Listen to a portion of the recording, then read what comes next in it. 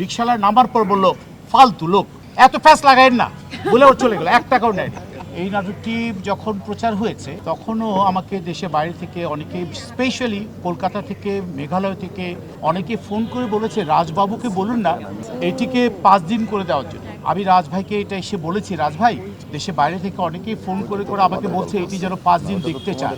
একটি নাটক কতটা জনপ্রিয়তা পেলে তার যেটি 5 দিন পর্যন্ত দেখতে চায়, তার শুধু আমাকে দেখার জন্য না, শুধু ডিকন ভাইকে দেখার জন্য না, পায়েলকে দেখার জন্য না, বসের ভাইকে দেখার জন্য না, বা ইরফান সাজ্জাদকে দেখার জন্য, বা অনেকেই যারা আছে, প্রত্যেকটা জায়গায় প্রত্যেকটি মানুষ অসাধারণ অ্যাক্টিং করেছে, শুধু আমার জায়গাটা ছাড়া।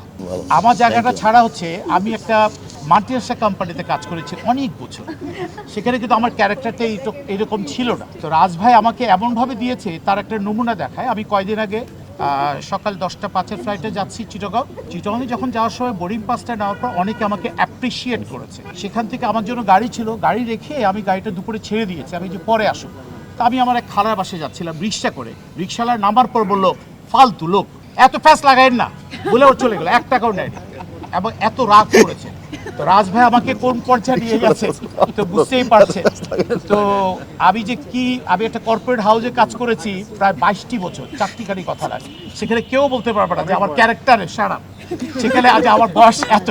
তো সেই জায়গাটায় রাজভাই আমাকে এই জায়গাটায় নিয়ে গেছে, কিন্তু কেউ আমাকে এতটা বাজে কথা বলে যে আবার রিক্সাওয়ালা ভাইটি বলেছে। যাক, তার প্রতি রেসপেক্ট, তার কাছে অতটা ভালো লেগেছে, শুধু তার কাছে না, প্রতিটি ক্যারেক্টার প্রতিটি মানুষের কাছে। স্পেশালি আমাকে কয়দিন আগে হংকং সাংহাই ব্যাংকের একজন ভদ্রলোক, উনি আছে এখন বর্তমানে টরন্টোতে, উনি বললো যে মুকিত ভাই, আমি সেদিন একটা ইন্টারভিউতে বলেছি যে আমরা মানে হাজব্যান্ড ওয়াইফ এবং বাচ্চারা মিলে সকাল 9:10 বসেছি, রাত 11টা পর্যন্ত সমস্ত পর্ব দেখে ফেলেছি। তার মানে কি, একটি মানুষকে সেই বিদেশে বসিয়েও কতটা টানে, তার একটি নাম হচ্ছে এইটা আমাদেরই গল্প।